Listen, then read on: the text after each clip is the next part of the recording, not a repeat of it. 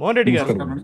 మోహన్ రెడ్డి గారు మీరు నమస్తే చెప్పండి. అండి. రాజధాని వంటి రాష్ట్ర భవిష్యత్తుకు సంబంధించిన కీలక తీర్మానం జరుగుతున్నప్పుడు అసెంబ్లీకి రాకుండా బయట విమర్శలు చేయడం వల్ల ప్రజలకు ఏం సందేశం ఇస్తున్నారు మోహన్ రెడ్డి గారు? నమస్కారం అండి.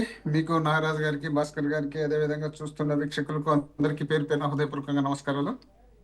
ఇప్పుడు రాజధాని పైన వీళ్ళు ఆల్రెడీ ఇంతకుముందే 2018లో కూడా ఒక తీర్మానం చేసినారు అనుకుంటా. 55,000 కోట్లతో అమరావతిని పూర్తి చేస్తామని చెప్పి ఇంతకుముందు తీర్మానం చేసినారు. ఆ తీర్మానం తర్వాత ఫెయిల్ అయింది. ఆ తర్వాత మేము 3 రాజధానులకు అసెంబ్లీలో తీర్మానం చేసి పాస్ అయిన తర్వాత మళ్ళీ మండలిలోకి వచ్చి ఆపోజిట్ చేసినారు. మండలిలోకి ఆపోజిట్ చేసినారంటే ఏమర్థం? మండలిలో పాస్ కావాలనే కదా. మరి ఈ రోజు మండలిలో పెట్టకుండా మీ ఇష్టం వచ్చినట్టు మీరే తీర్మానం చేసి పెట్టుకుంటే అది పాస్ అవుతుందని ఎందుకు అనుకుంటున్నారు? ఎట్లా అవుతుంది? ఇక్కడ ఇప్పుడు మన రోజు అసెంబ్లీలో చర్చలు జరుపుతారు, మండలికి వచ్చి మినిస్టర్లు వచ్చి వాదనలు చేస్తుంటారు. మరి ఈ రోజు దీన్ని ఆ మండలిలో ఎందుకు పెట్టలేదంటే ఏంటర్థం?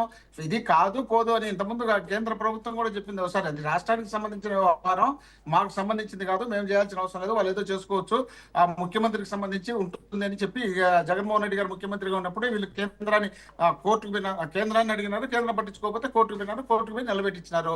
కాబట్టి వీళ్ళు కూడా మేము చేసేది అదే పరిస్థితే కదా. మీరు మీ ఇష్టం వచ్చినట్టు మీరే ఆ రోజు కూడా 2015లో మీరు 14 నుండి 19 వరకు మీరు రాష్ట్రాల్లో అమరావతి రాజధాని అని మీరు ప్రకటించేటప్పుడు కూడా ఒక్క మాట రాష్ట్రంలో ప్రతిపక్ష నాయకుడుగా జగన్మోహన్ రెడ్డి గారు 67 సీట్లతో అసెంబ్లీలో ఉన్నాడు కదా, ఆయన కూడా ఒక మాట సంప్రదించకుండా మీ ఇష్టం వచ్చినట్టు మీరు అసెంబ్లీకి వచ్చి తీర్మానం చేసి అసెంబ్లీలో అనౌన్స్ చేసిన తర్వాత అప్పటికప్పుడు చేస్తే మేము రాష్ట్రంలో 2 పక్కల వైషమ్యాలు పెంచడం బాగుండదనే ఉద్దేశంలో భాగంగానే జగన్మోహన్ రెడ్డి గారు ఆ రోజు కూడా చెప్పడం జరిగింది. ఏమని? 30,000 ఎకరాల భూమి ఉంటే, ప్రభుత్వ భూమి ఉంటే బ్రహ్మాండంగా ఉంటుంది రాజధాని. మనం ఏంది రైతులతో కొనడం ఏంది, కొన్నదానికి వాళ్లకు మనం డబ్బులు ఇవ్వడం ఏంది, మనం రాష్ట్రాన్ని అంతా తీసుకుపోయి ఆడ తాకట్టు పెట్టడం ఏంది?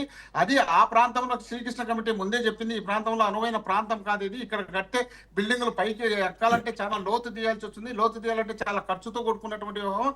ఇప్పుడే రాష్ట్ర విభజన జరిగి ఖర్చుతో చాలా ఇబ్బందికరమైనటువంటి సందర్భం ఉంది. ఇలాంటి టైంలో ఇలాంటి ప్రాంతంలో పెట్టడం మంచిది కాదు. ఒకవేళ మీరు అంత కావాల్సి వచ్చేటుకుంటే దనుకొండ దగ్గర పెట్టండి, లేదా ఇక్కడ నాగార్జున యూనివర్సిటీ నుండి గుంటూరు వరకు ఆ పరిసర ప్రాంతంలో ఏదైనా కడితే బాగుంటుందని చెప్తే వీళ్ళు ఇష్టం వచ్చినట్టు వీళ్ళు పార్టీకి సంబంధించినటువంటి నాయకులు, కార్యకర్తలు ఆ ప్రాంతంలో ఉన్నటువంటి ఎస్సీ, ఎస్టీ, బీసీలకు సంబంధించిన భూములన్నీ ముందే ఇక్కడ రాజధాని వస్తుంది, మీరు గవర్నమెంట్ భూమి కొట్టేస్తుంది అని చెప్పి వాళ్ళతో లాక్కొని, ఆ లాక్కున్న భూములతో గవర్నమెంట్ నుండి మళ్ళీ డబ్బులు తీసుకొని కోర్టు సంపాదించుకొని ఆ భూములకు రేట్లు పెంచుకోవాలనే ఉద్దేశంలో భాగంగా రాజధాని అనే ప్రాంతాన్ని ఆ ప్రాంతంలో పదే డెవలప్ చేస్తున్నాం. మా సిఆర్డిఏకి 6,000 ఎకరాలు ఇచ్చి అదే డెవలప్ చేస్తుంది, అది స్వయం ప్రతిపత్తితో డెవలప్ అవుతుంది, మేము ఖర్చు పెట్టాల్సిన అవసరం లే, అప్పు చేయాల్సిన అవసరం లే అని చెప్పి 44,000 కోట్ల రూపాయలు ఇప్పటికీ అప్పు చేసి ఒక ఇటుక లేదు, ఒక పెంట లేదు, ఏమి లేదు, ఆడ ఊరక నీళ్ళు తోడుకోవడానికి, చెట్లు కొట్టుకోవడానికి చేసుకునే కార్యక్రమం చేస్తుంటే రాష్ట్రం ఎప్పుడు డెవలప్ కావాలి? ఇప్పటికే మీరు దానికి 47,000-44,000 కోట్ల అప్పు చేయడంతో పాటు రాష్ట్రంలో 3,30,30,000 కోట్ల రూపాయలు అప్పు చేసినటువంటి సందర్భం అంటే మీరు ఇంకా మళ్ళీ అది పూర్తి కావాలంటే కేవలం మీరు ఇప్పుడున్న భూమికి మళ్ళా సేకరించే భూమికి రెండింటికి కలిపి ఇన్ఫ్రాస్ట్రక్చర్ తయారు చేయాలంటే 2 లక్షల కోట్లు అవుతుంది. అది బిల్డింగ్లు పూర్తి కావాలంటే దాదాపు 4-5 లక్షల కోట్లు అవుతుంది. ఇదంతా ఎక్కడి నుండి తెచ్చి పెడతారు?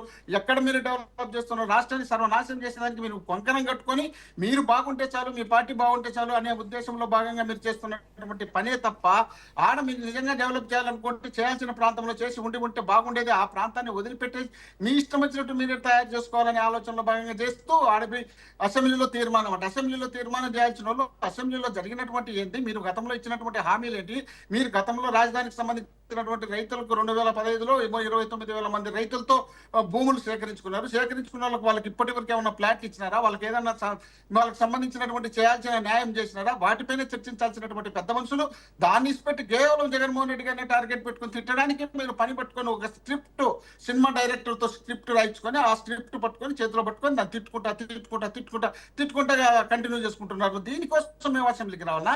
దీనికోసమైనా మీకు అసెంబ్లీకి రావాల్సింది రాష్ట్ర డెవలప్మెంట్ కోసం. కానీ రాష్ట్రంకి ఉపయోగపడే పనులు ఏమైనా చేయాలనుకుంటే అసెంబ్లీకి రావాలి. కానీ మీరు ఉపయోగపడే పనులు చేయాలనే ఉద్దేశం మీకు లేదు. రాష్ట్రంలో జగన్మోహన్ రెడ్డి అనే వ్యక్తి ఒక ప్రతిపక్ష నాయకుడుగా 40% ఓటు వచ్చినటువంటి నాయకుడు ఉన్నాడు. అలాంటి వ్యక్తిని ఈ రాష్ట్రంలో ఎటు తిరిగి మరింత డ్యామేజ్ చేస్తే మరొకసారి మనం అధికారంలోకి రావచ్చు. మరొకసారి అధికారం రావాలంటే మనకు డబ్బులు కావాలంటే రాజధాని పేరుతో దోపిడీ చేయాలి. రాజధాని పేరుతో దోపిడీ చేసి రాష్ట్రాన్ని సర్వనాశనం చేసి మనం పూర్తి మన కబంధ హస్తాల్లో పెట్టుకొని 25,000 ఎకరాలు ఇప్పటికే వాళ్ళ కబంధ హస్తాల్లో పెట్టుకున్నారు. ఇలాంటి పరిస్థితి వచ్చి రాష్ట్రాన్ని సర్వనాశనం చేస్తున్నారనే ఆవేదనతోనే మేము చెప్తున్నాం. అయ్యా పదే పదే పదే ఇది కాదయ్యా, పద్ధతి ప్రకారం చేయండి. మీ ఇష్టం వచ్చినట్టు మీరే నిర్ణయాలు తీసుకొని మీరే చేస్తూ పోతే ఎంతవరకు మనం రాష్ట్రాన్ని డెవలప్ చేస్తామనే ఆలోచన జగన్మోహన్ రెడ్డి గారు తీసుకొస్తున్నారు. దాన్ని వీళ్ళు దృష్టిలో పెట్టుకోకుండా వీళ్ళు ఇష్టం వచ్చినట్టు వీళ్ళు మాట్లాడుకుంటూ పోతూ జగన్మోహన్ రెడ్డి గారిని టార్గెట్ పెట్టి తిట్టుకునే కార్యక్రమం చేస్తున్నారు తప్ప వీళ్ళు రాష్ట్రానికి ఉపయోగపడే కార్యక్రమం ఏ ఒక్కటి చేయలేదనేది ఇప్పుడు జరుగుతున్నటువంటి అసెంబ్లీ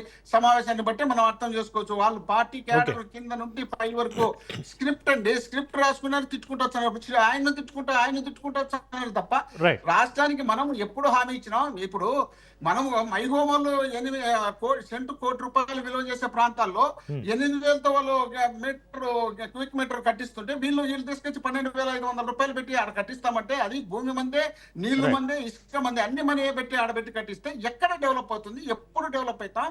ఈ రాష్ట్రం ప్రజల మీద మీరు అప్పులు భారాన్ని మోపి ఆ తర్వాత మీరు మళ్ళీ వెళ్ళిపోతారనే ఉద్దేశంలో భాగంగానే ఈ కార్యక్రమం చేస్తున్నారు. జగన్మోహన్ రెడ్డి గారు ముఖ్యమంత్రి అవుతారని ఒక్క నిమిషం, జగన్మోహన్ రెడ్డి గారు ముఖ్యమంత్రి అవుతారని తెలుసుకున్న తర్వాతనే ఈ తీర్మానానికి వచ్చినారు. 2 సంవత్సరాలైంది మీరు అధికారంలోకి వచ్చి, ఇప్పుడు ఎందుకు చేయలే?